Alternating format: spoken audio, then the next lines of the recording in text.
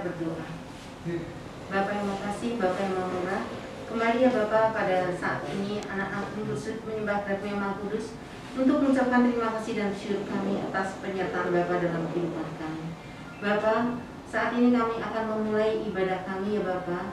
Kiranya Engkau menyertai kami, Bapa mengurapi Pak Yudi yang akan menebarkan firman-Mu ya Bapa. Kiranya firman-Mu dapat mendarat dalam hati setiap jemaat-Mu. Demikian juga Bapa, mohon berkat-Mu untuk pemusik, kantoria, dan juga kami petugas ya Bapa. Kiranya Engkau menyertai dari awal hingga akhir. Sertailah jemaat kami ya Bapa untuk setiap individunya. Dalam Kristus kami berdoa dengan ucap syukur. Amin.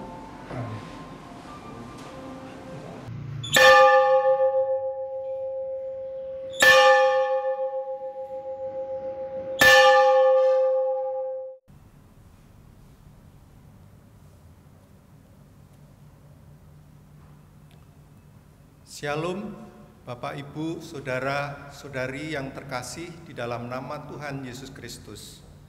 Semoga kita dalam keadaan sehat dan bahagia. Pokok warta yang perlu kami sampaikan adalah 1. Web seminar. Dalam rangka Bulan Keluarga GKI Bintaro 2020 akan diadakan web seminar atau webinar melalui aplikasi Zoom pada hari tanggal Jumat 23 Oktober 2020 pukul 18.30 sampai 20.30 WIB. Tema A Holy Youth Will Lead Us to a Blissful Future. Narasumber Pendeta Jason Renaldi Priyatna STH. Mohon partisipasi jemaat pada acara seminar tersebut. Kedua, ibadah Hari Ulang Tahun GKI Bintaro. Perayaan Hari Ulang Tahun GKI Bintaro ke-39 dengan tema Aku senantiasa memandang kepada Tuhan karena Ia berdiri di sebelah kananku. Aku tidak goyah. Mazmur 16 ayat 7 sampai 11 akan dilaksanakan melalui channel YouTube GKI Bintaro Jakarta pada hari tanggal Minggu 1 November 2020 pukul 08 WIB. Dilayani oleh Pendeta Nugroho Yudi Rumpoko. 3. Lomba fotografi dan vlog. Panitia Bulan Keluarga dan Hari Ulang Tahun GKI Bintaro ke 2020 mengadakan acara lomba fotografi dan vlog dengan tema 39 tahun Gerejaku. Bagi Bapak, Ibu, Saudara-saudari yang ingin ikut berpartisipasi, silahkan langsung mendaftarkan diri. Untuk informasi pendaftaran, syarat dan ketentuannya dapat dilihat pada warta jemaat. Ibadah minggu ini dilayani oleh Pendeta Nugroho Yudi Rumpoko. Selamat hari Minggu, Bapak, Ibu, Saudara-saudari. Kiranya berkat Tuhan terus menyertai kita sekalian. Hari ini Minggu tanggal 18 Oktober 2020 kita akan melaksanakan ibadah bersama-sama di tempat kediaman kita masing-masing. Terus jaga kesehatan, jaga jarak, dan saling menjaga kehidupan sebagai satu keluarga dalam iman. Kini sebelum memulai ibadah kita, saat hening sejenak.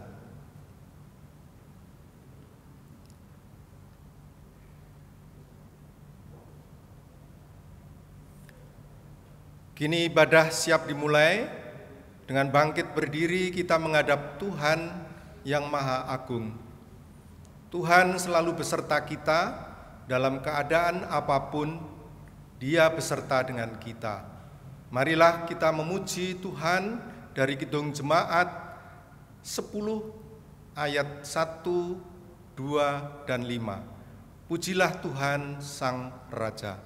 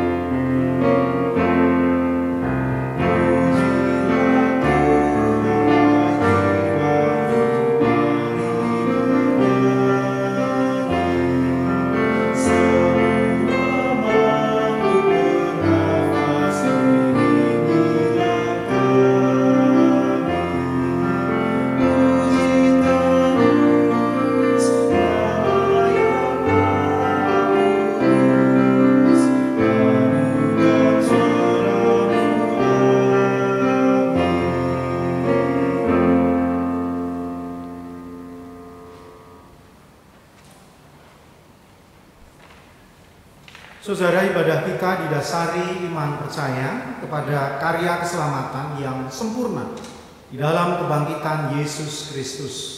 Amin.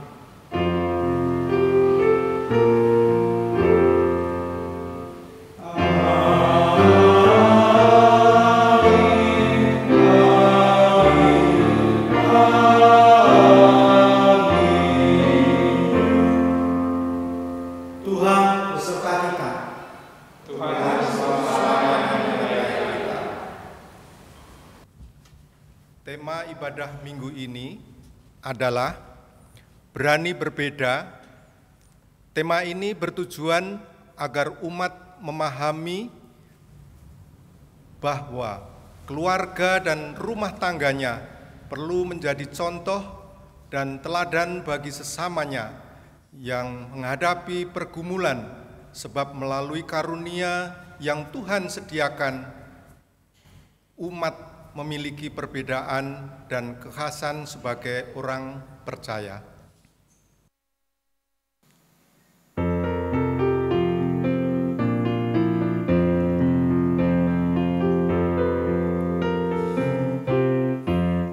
Yesus berpesan dalam malam gelap, kamu harus jadi lilin gemerlap, anak masing-masing di sekitarnya, dalam dunia ini bersinarlah.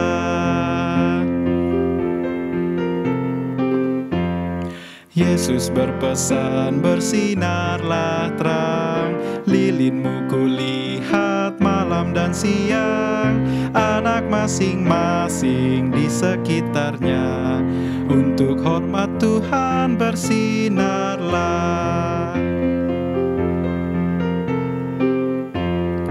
Yesus berpesan, dunia penuh banyak macam dosa, duka dan keluh, anak masing-masing di sekitarnya, untuk sesamamu bersinarlah.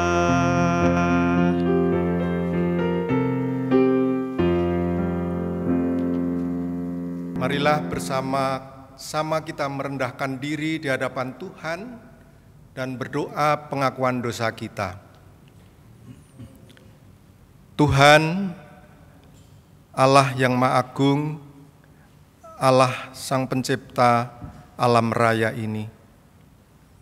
Kami mengucap syukur atas karunia kehidupan yang sudah Engkau berikan kepada kami.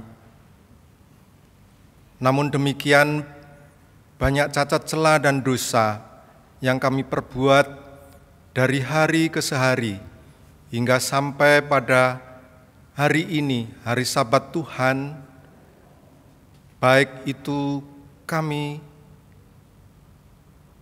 sengaja maupun tidak kami sengaja. Kiranya Tuhan ampuni dan ajarkanlah kami untuk selalu setia dan taat kepadamu. Di dalam nama Tuhan Yesus Kristus kami berdoa dan mengucap syukur.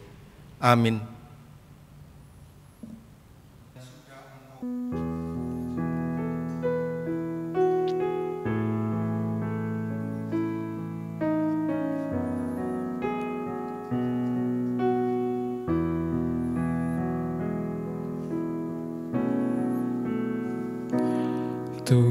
Tuhanku, bila hati kawanku terluka oleh tingkah ujarku dan kehendakku jadi panduku, ampunilah.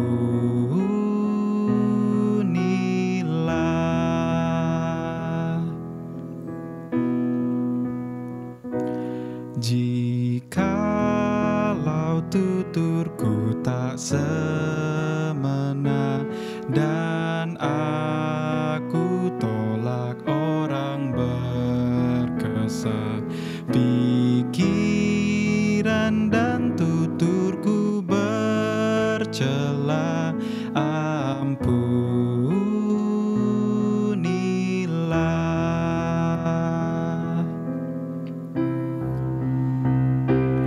Dan hari ini aku bersembah serta padamu Bapa berserah, berikan daku kasih-Mu mesra. Amin, amin.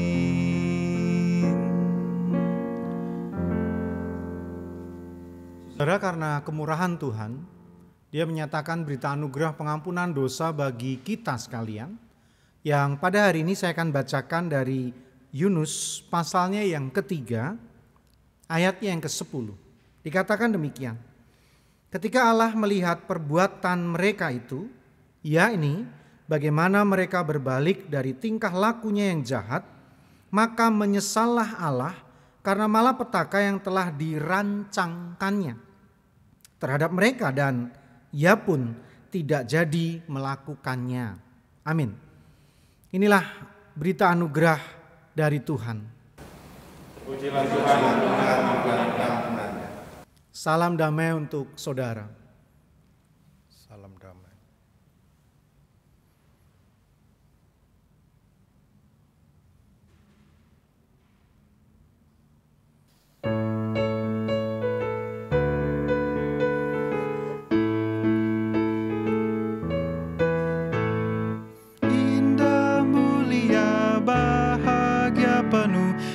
Sandarkan lengan yang kekal, damai dan berkat sungguh milikku. Bersandarkan lengan yang kekal, aman, aman dari bencana dan sesal. Aman, aman, bersandarkan lengan yang kekal.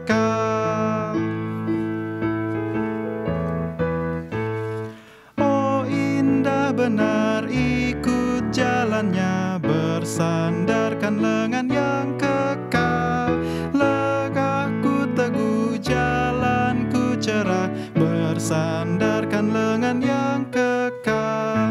Aman, aman dari bencana dan sesal.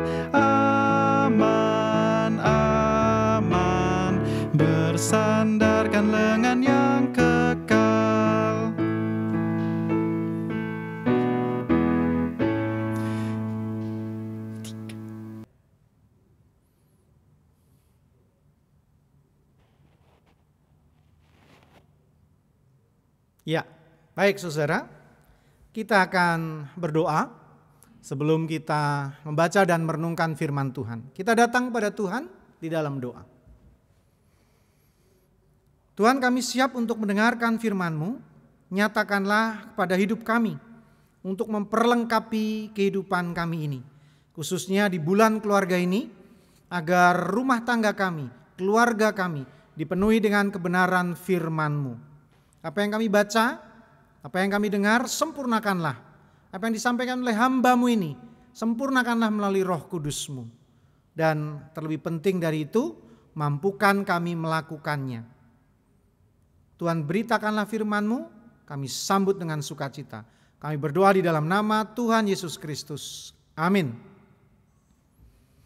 Ya, Bapak Ibu saudara sekalian, bacaan yang sudah dipersiapkan diambil dari Yosua 24.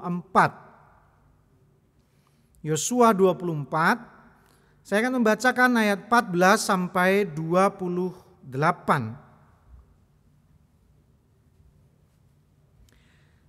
Oleh sebab itu, takutlah akan Tuhan dan beribadahlah kepadanya dengan tulus, ikhlas, dan setia.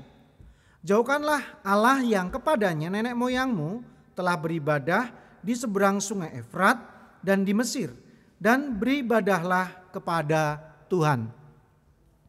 Tetapi jika kamu anggap tidak baik untuk beribadah kepada Tuhan, pilihlah pada hari ini kepada siapa kamu akan beribadah.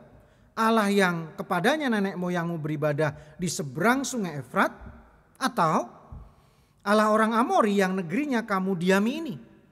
Tetapi aku dan seisi rumahku, kami akan beribadah kepada Tuhan. Lalu bangsa itu menjawab, jauhlah daripada kami meninggalkan Tuhan untuk beribadah kepada Allah lain. Sebab Tuhan Allah kita, dialah yang telah menuntun kita dan nenek moyang kita dari tanah Mesir, dari rumah perbudakan. Dan yang telah melakukan tanda-tanda mujizat yang besar ini di depan mata kita sendiri. Dan yang telah melindungi kita sepanjang jalan yang kita tempuh dan di antara semua bangsa-bangsa yang kita lalui. Tuhan menghalau semua bangsa dan orang Amori, penduduk negeri ini, dari depan kita. Kami pun akan beribadah kepada Tuhan sebab Dialah Allah kita. Tetapi Yosua berkata kepada bangsa itu, tidaklah kamu sanggup beribadah kepada Tuhan, sebab Dialah Allah yang kudus, Dialah Allah yang cemburu, Ia tidak akan mengampuni kesalahan dan dosamu. Apabila kamu meninggalkan Tuhan dan beribadah kepada Allah asing, maka Ia akan berbalik daripadamu dan melakukan yang tidak baik kepada kamu, serta membinasakanmu setelah Ia melakukan yang baik kepada kamu dahulu. Tetapi bangsa itu berkata kepada Yosua, tidak, hanya kepada Tuhan saja kami akan beribadah.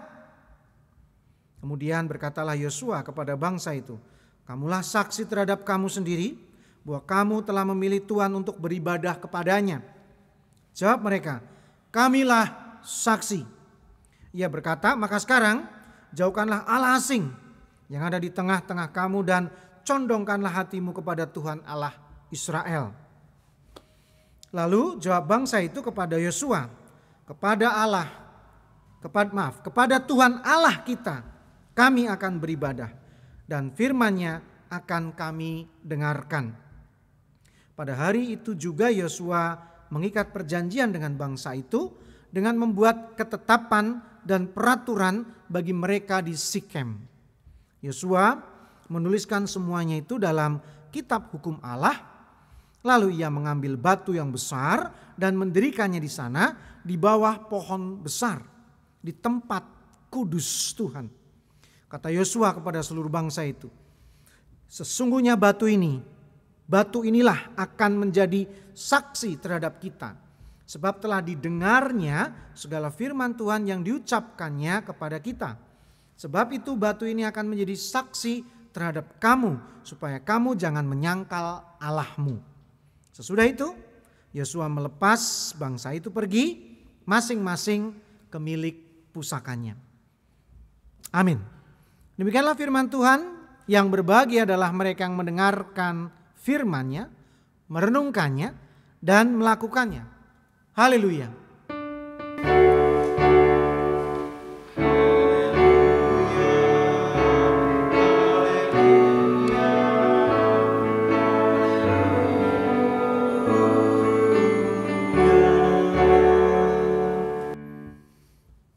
Bapak Ibu saudara sekalian, apa kabar hari ini? Kiranya tetap di rumah bersama dengan keluarga dan selalu diberkati oleh Tuhan. Sekali lagi saya mengingatkan Bapak Ibu saudara sekalian bahwa sepanjang bulan keluarga ini panitia menyelenggarakan berbagai webinar, dan minggu depan pada hari Jumat tanggal 23 jam 18.30 atau setengah 7 malam ada sebuah webinar yang memang spesial untuk anak-anak kita, untuk pemuda dan remaja. Nah, saudara ingatkan putra-putri saudara. Tapi bagi saya sebagai orang tua, saya akan tetap ikut. Karena saya ketika mendengar apa yang menjadi pergumulan anak saya, putra saya menjadi mengerti apa yang menjadi kebutuhannya. Jadi artinya webinar ini silahkan diikuti oleh siapa saja. Bahkan Anda yang udah kakek nenek, yang eyang pun tetap ikut gak masalah. Karena bisa menolong cucu saudara, bisa menolong putra putri saudara urus anak-anaknya. Walaupun tidak harus ikut campur, ada batasnya. Intinya webinar tanggal 23 Oktober mendatang bisa diikuti siapa saja. Ada seorang pendeta muda, Jason, yang akan menjadi narasumbernya. Jangan lupa saudara ya, ikuti webinar tersebut. Baik, tema kita pada hari ini adalah berani berbeda. Ya, Bapak Ibu saudara sekalian, tokoh yang kita bahas hari ini adalah Yosua. Yosua ini bahasa Ibrani saudara ya, artinya Yahweh penyelamat, Tuhan penyelamat. Berarti sama dengan arti kata Yesus. Ya saudara, sama. Ya, jadi Yesus itu bahasa Yunaninya, Yosua itu bahasa Ibraninya. Sama artinya saudara ya. Jadi nama Yesus, nama Yosua adalah nama yang umum pada zaman itu.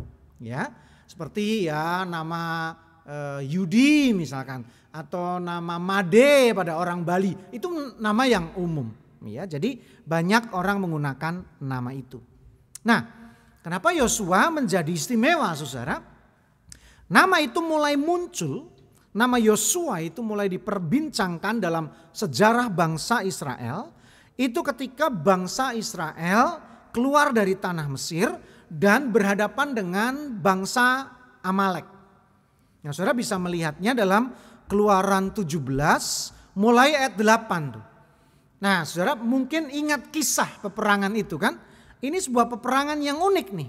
Karena Musa yang sudah mulai tua itu dengan tongkat naik-naik ke atas bukit. Lalu diikuti abangnya Harun dan seorang sahabatnya Hur. Lalu ngapain tuh abangnya yang jauh lebih tua dan Hur sahabat Musa ini? Untuk menopang tangan Musa kan? Masih ingat ceritanya saudara? Agar tangan Musa terus teracung dengan tongkatnya. Karena kalau tongkatnya itu teracung, maka peperangan dimenangkan. Tapi terlepas dari itu, peran Yosua penting saudara. Karena Yosua mendapatkan perintah untuk menyusun struktur pasukannya. Nah, ini menarik kan saudara ya. Jadi selain menang karena iman, karena ada seorang panglima perang atau pakai istilah jenderal perang yang kelihatannya mampu menyusun strategi begitu rupa dengan berbagai keterbatasan untuk menghadapi bangsa Amalek. Nah, di sanalah Yosua mulai muncul.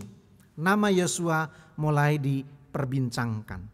Nah, terus waktu berjalan, sejarah bangsa ini terus berjalan, ya. Yosua beberapa kali muncul, beberapa kali terlibat, namanya diperbincangkan terutama mendampingi kehidupan Musa. Puncaknya adalah dalam kitab Yosua pasal 1 ayat 1 dan seterusnya, disitulah puncak peran Yosua. di mana Musa sudah sangat sepuh, sangat tua, dan sebelum mengakhiri hidupnya, Musa menyerahkan tampuk kepemimpinan. Waktu itu belum ada raja, saudara ya. Jadi dipimpin oleh seorang, sebutlah nabi, sebutlah sesepuh atau apalah istilahnya, kepala suku juga bisa. Jadi Musa akan mengakhiri hidupnya dan Yosua menerima jabatan itu.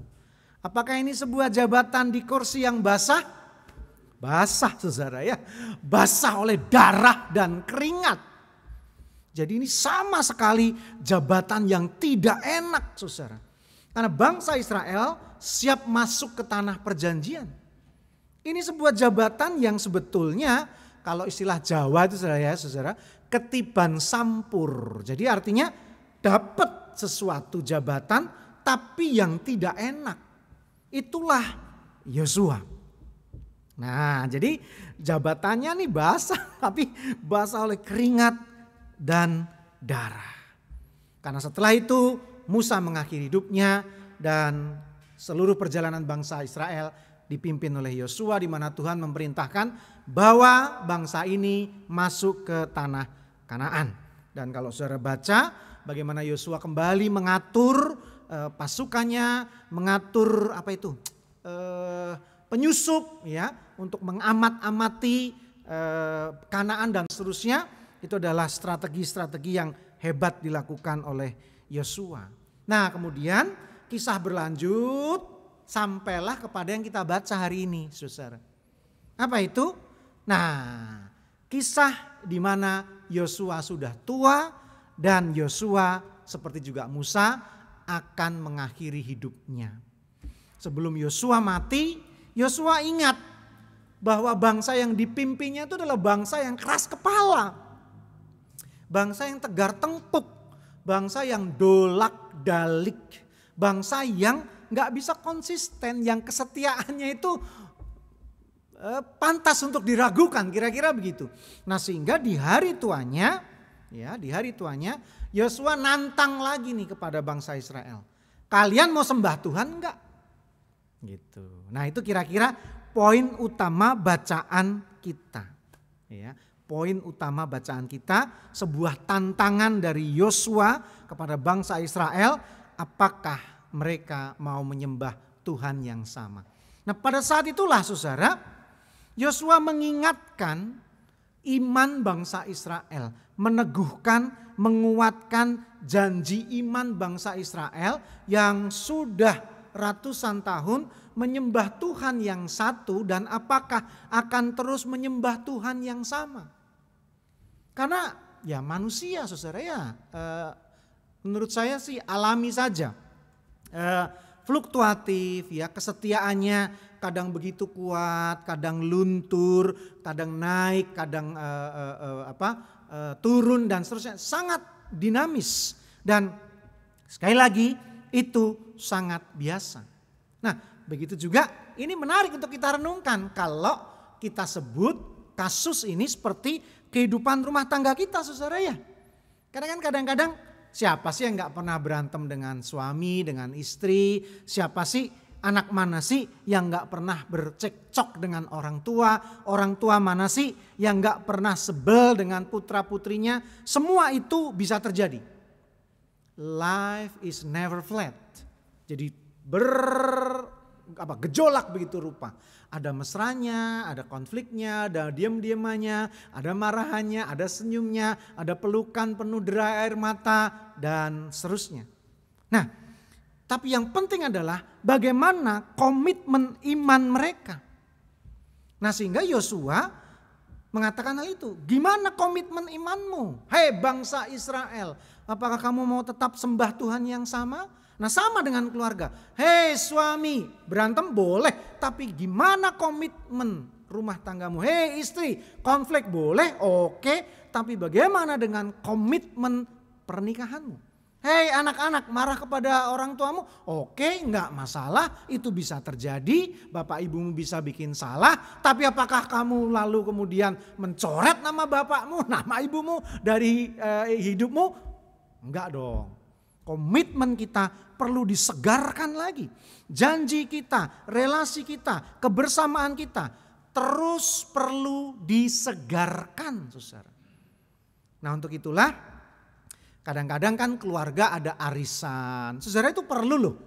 Bukan arisannya kan, menurut saya adalah kumpul-kumpulnya. Apalagi kita yang tinggal di Jakarta ini kan sangat jarang ketemu. Jadi buatlah waktu untuk menyegarkan kebersamaan kita. Temu kangen, temu raya gitu kan.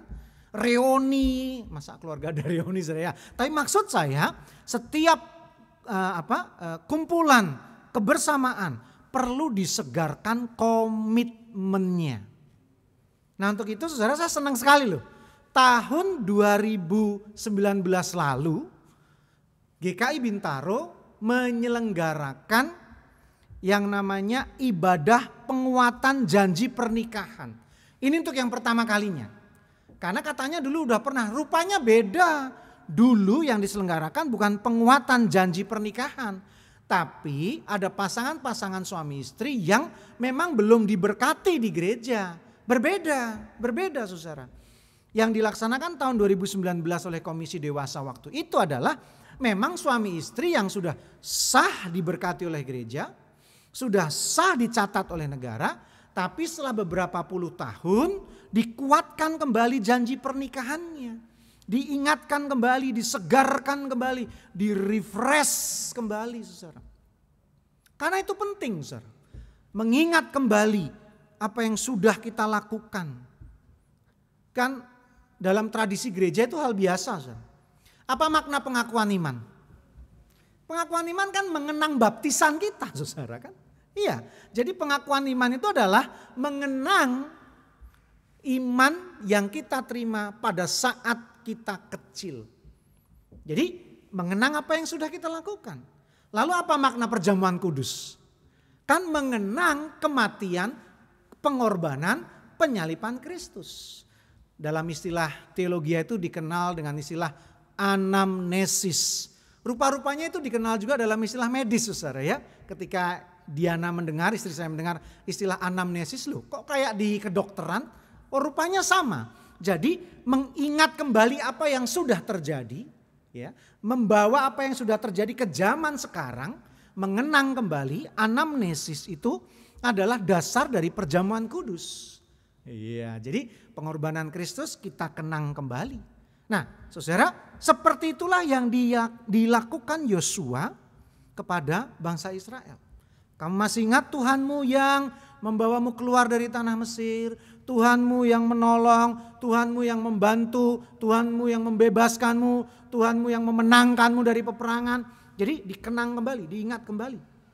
Dan itu membangkitkan ya komitmen iman bangsa Israel kepada Tuhan. Dalam keluarga dan rumah tangga kita perlu melakukan hal itu. Sehingga pernikahan kita yang udah berpuluh tahun disegarkan kembali. Anak-anak diingatkan kembali akan bagaimana perjuangan ayah ibunya membesarkan mereka. Begitu juga dengan orang tua. Bagaimana anak-anak ini menjadi bagian kasih sayang mereka disegarkan kembali. Sehingga keluarga ini memiliki kekuatan mula-mula mereka. Cinta mula-mula mereka. Kasih sayang mula-mula mereka. Nah Bapak Ibu Saudara sekalian, rumah tangga dan keluarga perlu melakukan itu secara rutin. Nah ini saudara ya, buat saya sih apapun bentuknya bebas aja. Sebetulnya setiap tahun kita bisa melakukannya. Pada saat ada yang ulang tahun, ya, seperti juga ulang tahun perkawinan, itu rayakan saudara. Sesederhana apapun rayakan. Karena itu untuk menguatkan kembali, ya, menyegarkan kembali pernikahan kita yang sudah beberapa tahun lamanya, apalagi sudah berpuluh tahun lamanya. Makanya saya sih setuju betul ya dengan merayakan perkawinan emas atau sebelumnya perak lah yang 25 tahun dulu ya, atau kemudian yang 50 tahun itu perlu dirayakan dan saya sangat setuju karena di sana menguatkan kembali kisah cinta kita. Ya, Bapak Ibu Saudara sekalian, ada yang menarik. Yosua untuk mengingatkan peran Tuhan dalam hidup bangsa Israel, Yosua membuat yang namanya Tugu Prasasti. Ya, Tugu Prasasti. Ini dalam tradisi budaya Batak dikenal nih saudara ya. Tugu peringatan di tanah makam. Nah itu bahkan dibuat bagus. Ya kadang-kadang sih kok mahal amat sih, kok boros amat sih gitu ya. Kadang-kadang dari keluarga istri saya kan ngumpulin sumbangan gitu saudara. Kalau dipikir-pikir mahal banget sih bikin tugu aja. Tapi kalau dipikir-pikir saudara, karena itu penting. Bahwa orang yang sudah meninggal ini pernah menjadi bagian dalam hidup kita. Dan apa perannya, apa pesannya, apa hal positif yang diinginkannya, apa cita-citanya. Kita bisa kenang itu dan menguatkan kita sebagai keluarga. Dalam ayat 27 Yosua pun membuat itu. Batu ini dibuat untuk mengingatkanmu bahwa Tuhan selalu menjadi bagian dalam hidupmu. Masih kamu mau sembah atau tidak? Nah kira-kira begitu saudara ya. Jadi diingatkan kembali. Nah saudara, mengingat kembali pernikahan kita, relasi kita, hubungan kita. Itu adalah cara merawat cinta kasih. Jadi saya mau mengatakan gini saudara. Tidak ada kebahagiaan yang autopilot. Enggak ada saudara. Enggak ada rumah tangga otomatis bahagia. Tidak ada saudara. Kita harus mengusahakannya. Saudara harus merawatnya. Saudara harus merawatnya sedemikian rupa seperti tanaman. Dipupuk, ya, tanahnya disiangi, lalu rantingnya dirantingi. Nah, kira-kira gitu. Jadi dirawat sedemikian rupa agar hasilnya bagus. Saudara, biasanya masyarakat agraris itu punya tradisi mudik, ya. Ini orang Indonesia itu punya tradisi mudik. Ya, saya ingat betul ya, beberapa tahun lalu setiap Desember Bapak Ibu itu ke Solo kumpul dengan keluarga. Lalu kalau Lebaran, nah yang Muslim kumpul. Seperti juga kalau Imlek saudara ya, orang-orang Tionghoa itu juga mudik. Tujuannya apa? Ya itu tadi, mengingat kembali sebuah ikatan kekeluargaan. Nah ini kalau COVID kayak begini saudara ya, dengan adanya social distancing, waduh ini ada yang tersiksa betul nih saudara ya. Karena gak boleh deket-deket, gak boleh bertegur sapa, gak boleh, jangankan kok berpelukan, salaman saja kalau bisa dihindari. Jadi memang COVID ini merusak banyak hal saudara. Mari kita betul-betul doakan segera usai 2021, maka kita bisa melakukan kebaikan-kebaikan yang sebelumnya menjadi bagian dari hidup kita. Bapak Ibu saudara sekalian yang dikasihi oleh Tuhan, artinya kita mendapatkan sebuah pesan penting. Yosua menyegarkan kembali komitmennya hanya menyembah kepada Tuhan. Dan itu dia tunjukkan. Itu dia tunjukkan saudara. Dalam ayat 15 saya akan bacakan ulang. Karena ini adalah ayat yang sentral dalam perikop ini. Dikatakan demikian. Tetapi jika kamu anggap tidak baik untuk beribadah kepada Tuhan, pilihlah pada hari ini kepada siapa kamu akan beribadah. Allah yang kepadanya nenek moyangmu beribadah di seberang sungai Efrat, atau Allah orang Amori yang negerinya kamu diami ini. Tetapi aku dan seisi rumahku, kami akan beribadah kepada Tuhan. Poin itu begitu jelas.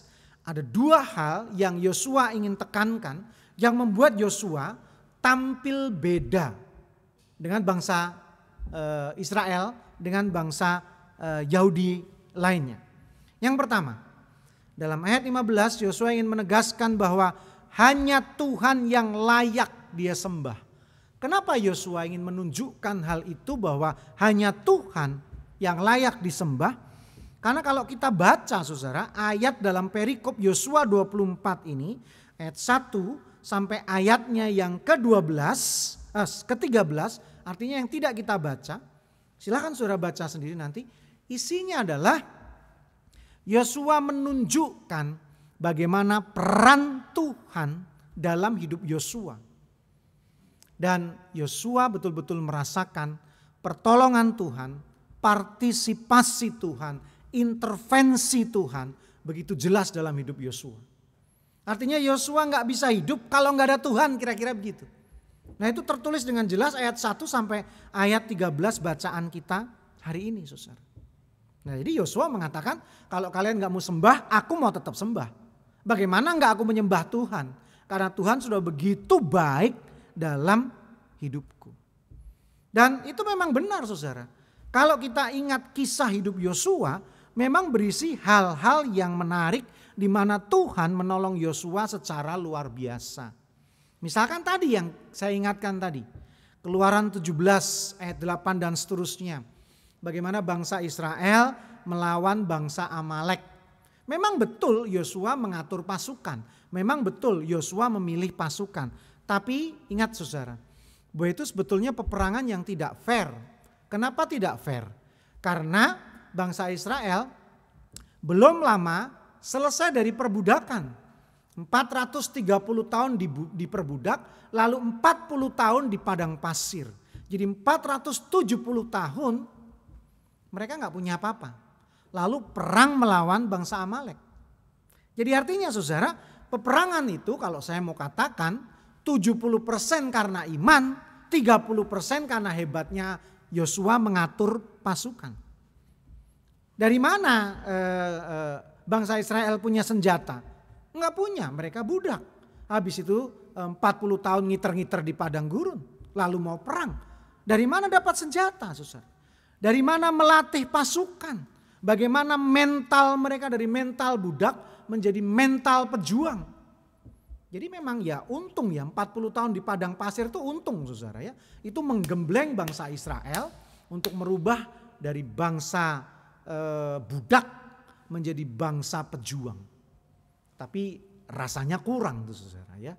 Rasanya kurang. Tapi ya puji Tuhan, itulah yang dialami oleh Yosua.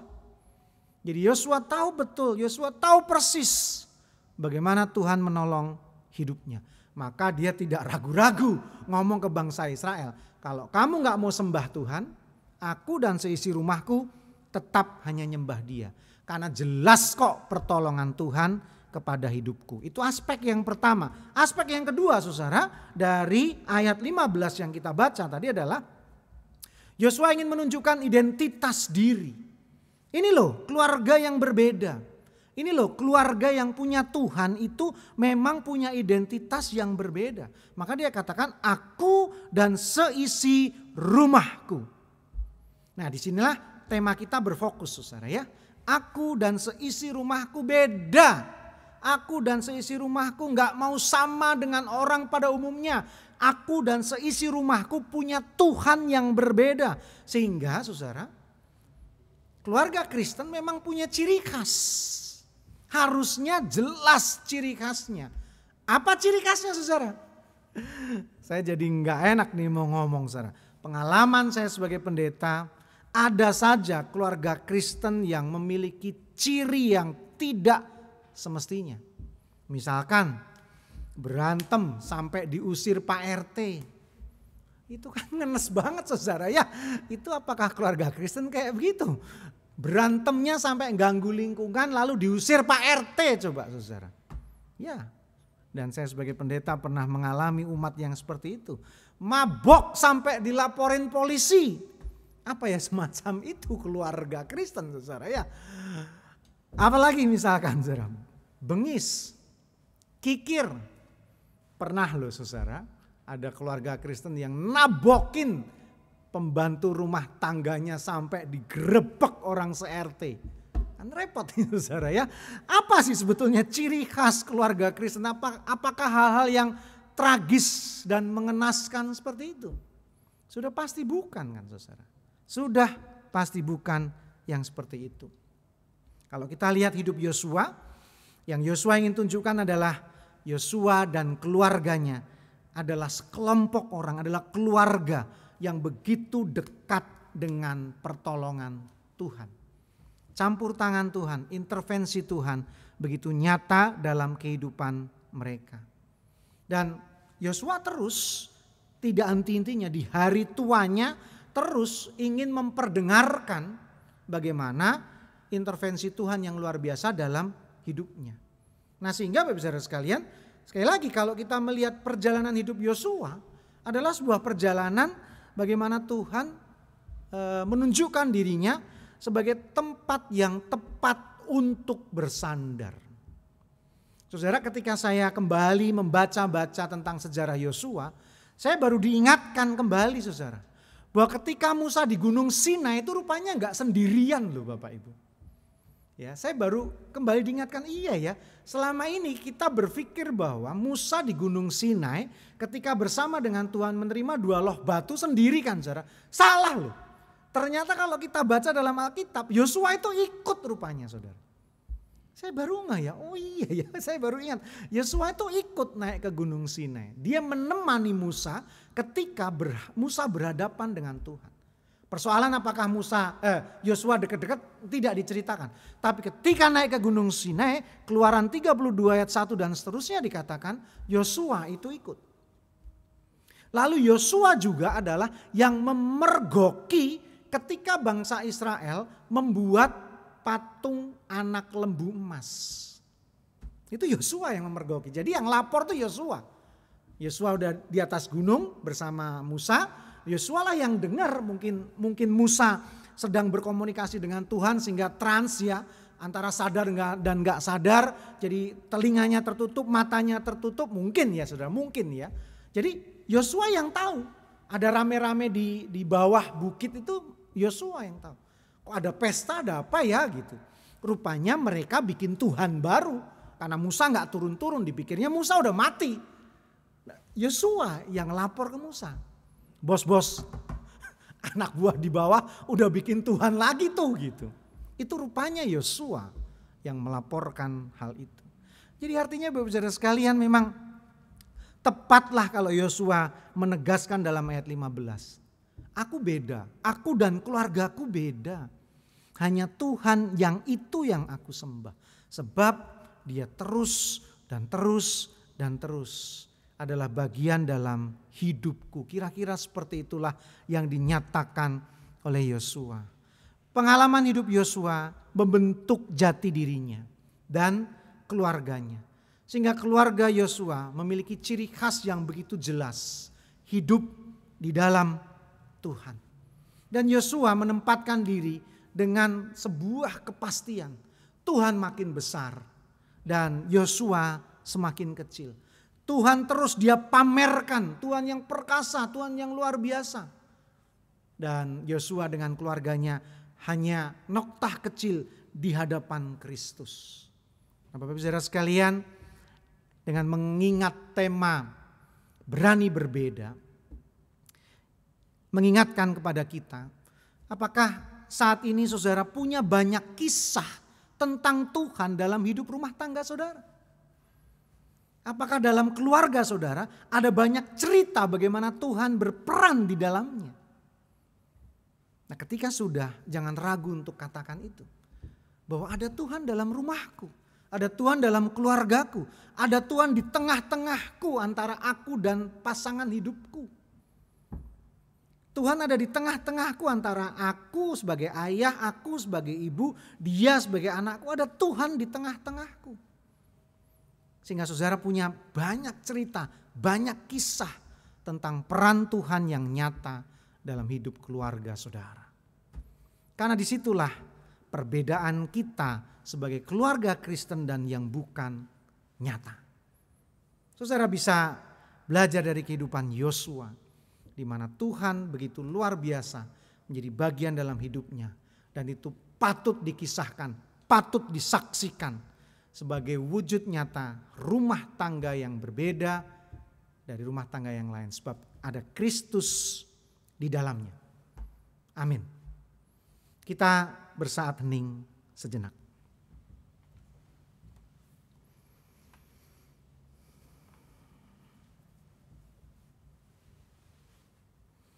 Kita akan mendengarkan persembahan puji-pujian dalam rangka bulan keluarga. Paduan suara wilayah 3. Nah, 2 minggu lalu wilayah 1, minggu kemarin wilayah 2, dan hari ini wilayah 3. Mari kita mendengarkannya.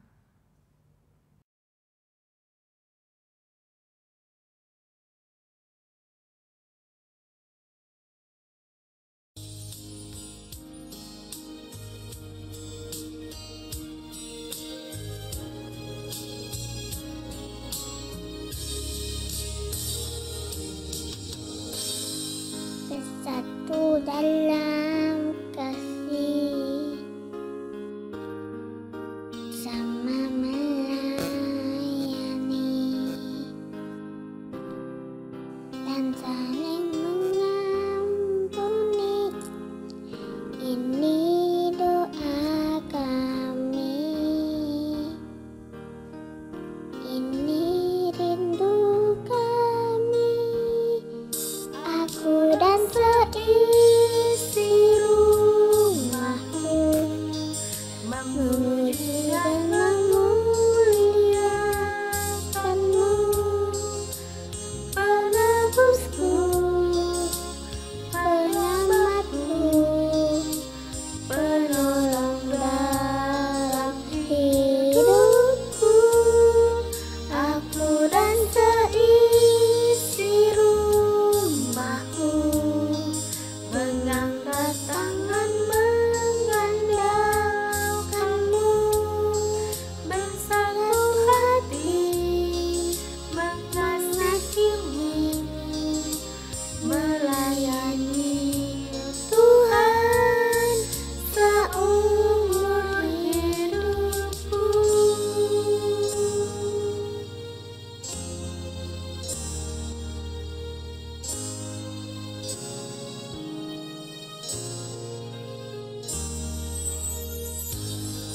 Bersatu dalam kasih, bersama melayani, dan saling mengampuni. Ini doa kami, ini rindu kami, aku dan seisi rumahku, memuji dan memuliakanmu, penebusku, penyelamatku, penolong dalam hidupku, aku dan seisi rumahku, mengangkat tangan mengandalkanmu, bersatu hati mengasihimu, melayani Tuhan seumur hidupku.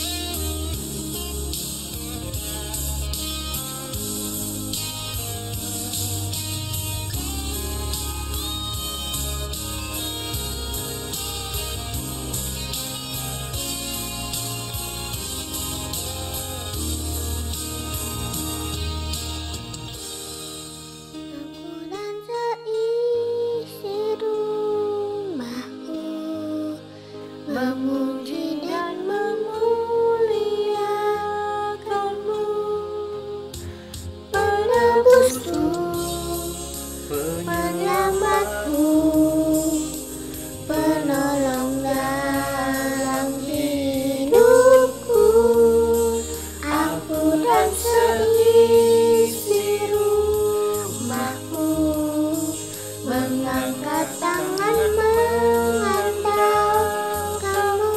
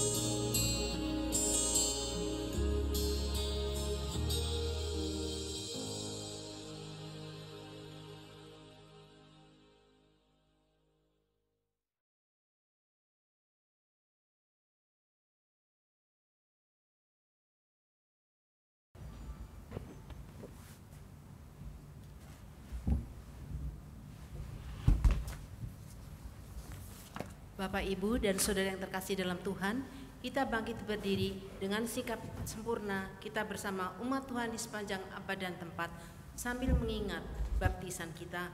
Marilah kita mengucapkan pengakuan iman kita menurut pengakuan iman rasuli. Dan masing-masing hendaklah mengatakan, aku percaya kepada Allah Bapa yang Maha Kuasa, Khalik langit dan bumi, dan kepada Yesus Kristus, Anak yang tunggal Tuhan kita, yang dikandung daripada Roh Kudus, lahir dari anak darah Maria, yang menderita sengsara di bawah pemerintahan Pontius Pilatus, disalibkan, mati dan dikuburkan, turun ke dalam kerajaan maut. Pada hari ketiga, bangkit pula dari antara orang mati, naik ke surga, duduk sebelah kanan Allah Bapa yang Maha Kuasa, dan dari sana Ia akan datang untuk menghakimi orang yang hidup dan yang mati. Aku percaya kepada Roh Kudus, gereja yang kudus dan am, persekutuan orang kudus, pengampunan dosa, kebangkitan orang mati, dan hidup yang kekal. Amin.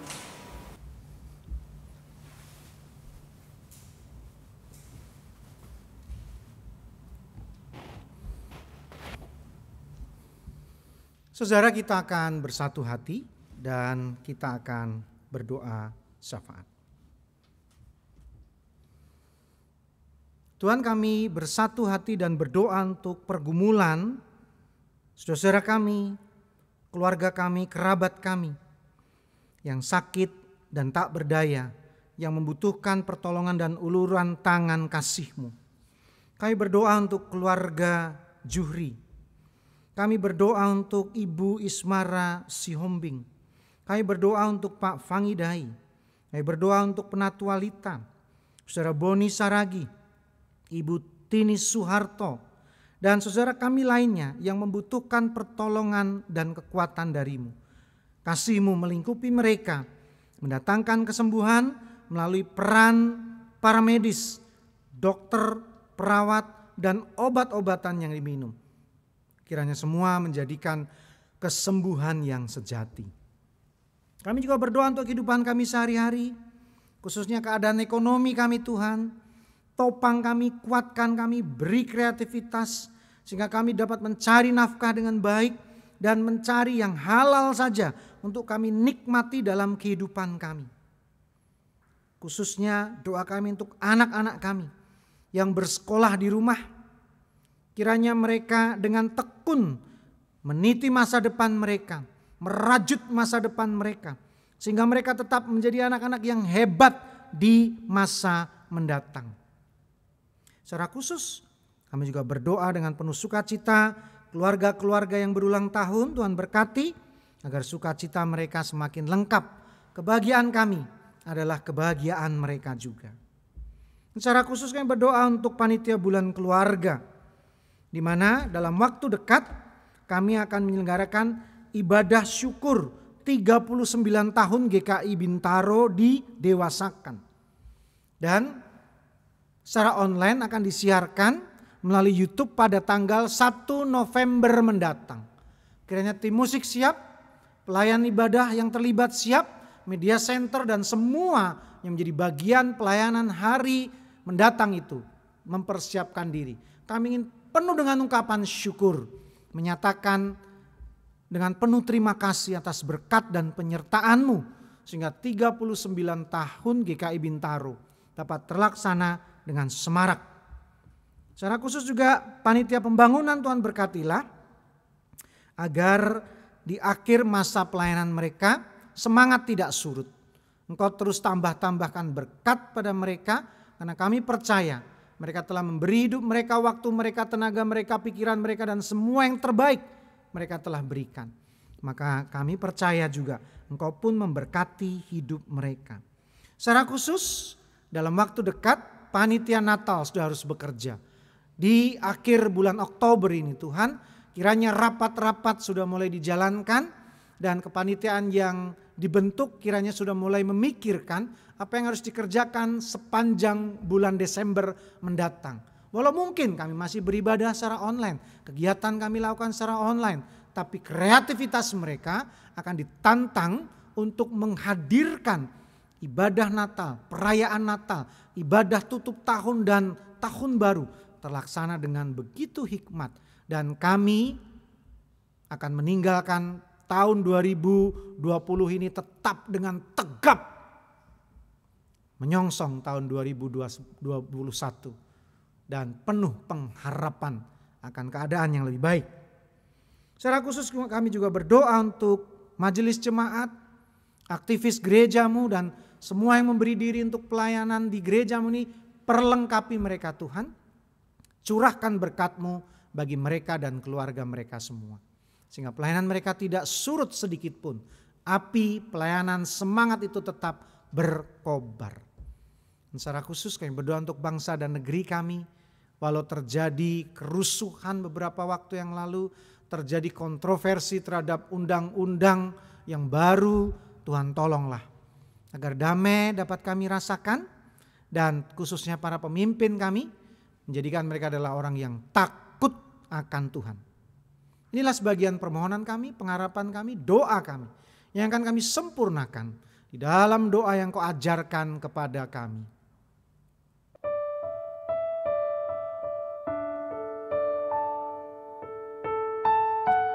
Bapa kami yang di sorga,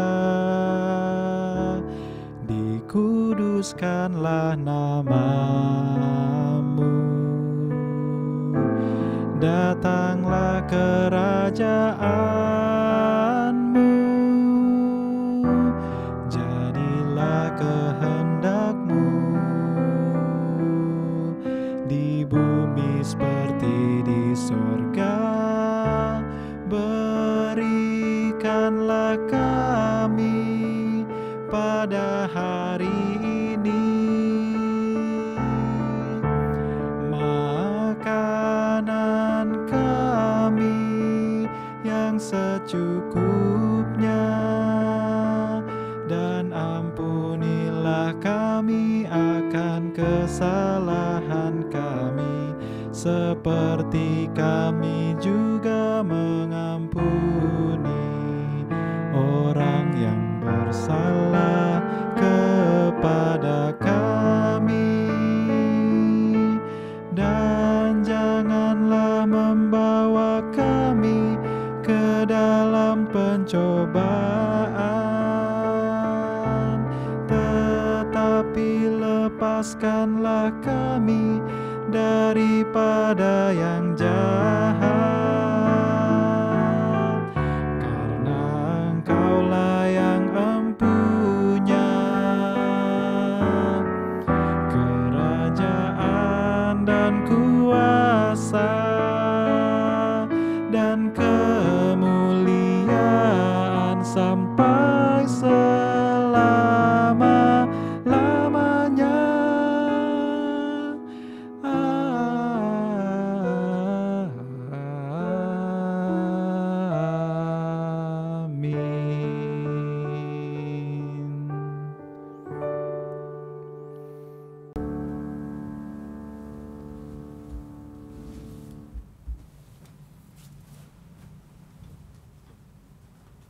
Jemaat Tuhan, ini diberikan kesempatan untuk menyampaikan persembahannya. Sebagai dasar persembahan, kita ambil dari Amsal 3 ayat 9 dan 10. Muliakanlah Tuhan dengan hartamu dan dengan hasil pertama dari segala penghasilanmu, maka lumbung-lumbungmu akan diisi penuh sampai melimpah-limpah, dan bejana pemerahanmu akan meluap dengan air buah anggurnya. Berdasarkan ayat di atas, marilah kita memberikan persembahan syukur untuk kemuliaan Tuhan atas semua kebaikannya. Selain itu, persembahan saudara adalah dukungan terhadap kerajaan gereja Tuhan dalam melaksanakan persekutuan, kesaksian, dan pelayanan. Persembahan dapat ditransfer ke nomor rekening GKI Bintaro sebagaimana tertera dalam layar atau warta jemaat. Bagi jemaat yang karena satu dan lain hal tidak dapat mentransfer dan menginginkan persembahannya diambil di rumah, dapat menghubungi pengurus wilayah masing-masing atau kantor gereja untuk mengatur waktu pengambilan. Untuk lebih jelasnya dapat dibaca di Warta Jemaat. Untuk mengiringi persembahan, marilah kita nyanyikan dari Kidung Jemaat 433 ayat 1 sampai 3, Aku suka.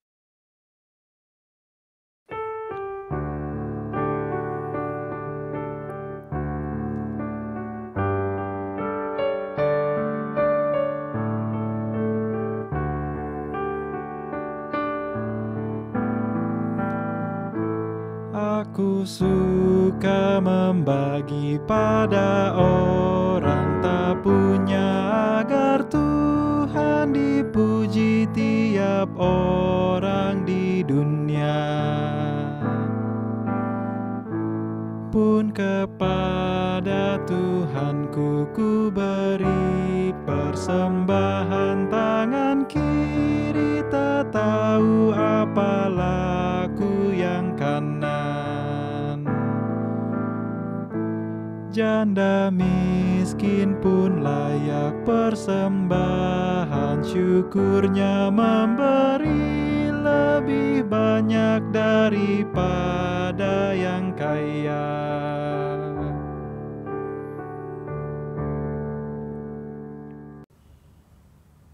Marilah kita berdoa untuk persembahan kita.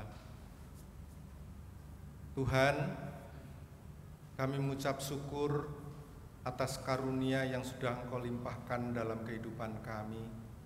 Dan pada kesempatan kali ini, Engkau sudah perbolehkan kami mengumpulkan persembahan dari sebagian kecil persembahan atau anugerah yang Kau limpahkan dalam kehidupan kami. Tuhan Allah, sungguh sangat kecil apabila dibandingkan dengan anugerah yang Kau limpahkan dalam kehidupan kami.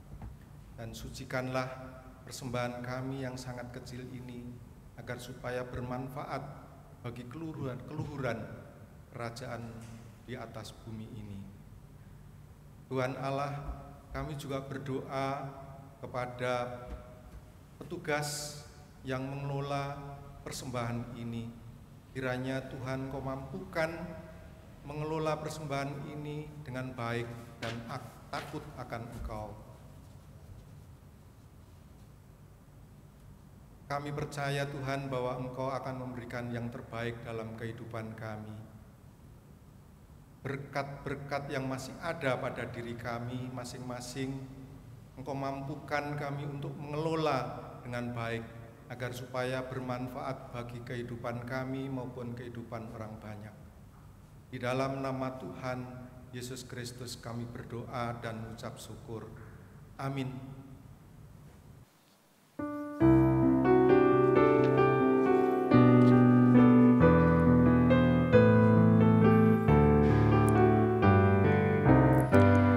Di dunia yang penuh cemar antara sesamamu, hiduplah saleh dan benar, nyatakan Yesus dalammu, nyatakan Yesus dalammu, nyatakan Yesus dalammu. Sampaikan firman dengan hati teguh, nyatakan Yesus dalammu.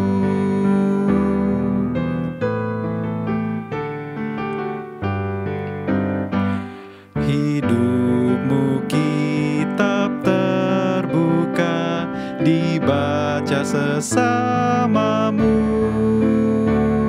Apakah tiap pembacanya melihat Yesus dalammu? Nyatakan Yesus dalammu, nyatakan Yesus dalammu. Sampaikan firman dengan hati teguh, nyatakan Yesus Yesus dalam-Mu.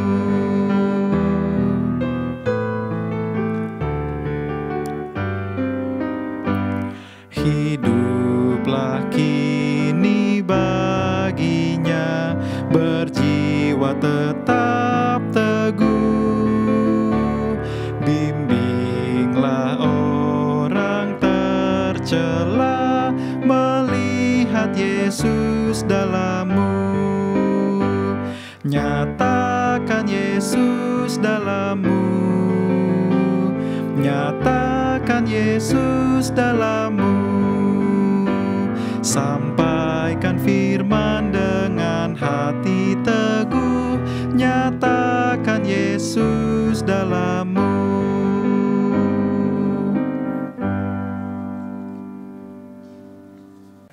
Saudara, marilah kita mengarahkan hati kepada Tuhan. Kami mengarahkan hati kami kepada Tuhan. Jadilah saksi Kristus. Syukur kepada Allah. Terpujilah Tuhan. Kini dan selamanya. Dan kini terimalah berkat Tuhan dalam kehidupan saudara. Tuhan memberkatimu dan melindungimu. Tuhan menyinarimu dengan wajah-Nya dan memberimu kasih karunia. Tuhan menghadapkan wajah-Nya kepadamu dan memberimu damai sejahtera. Amin.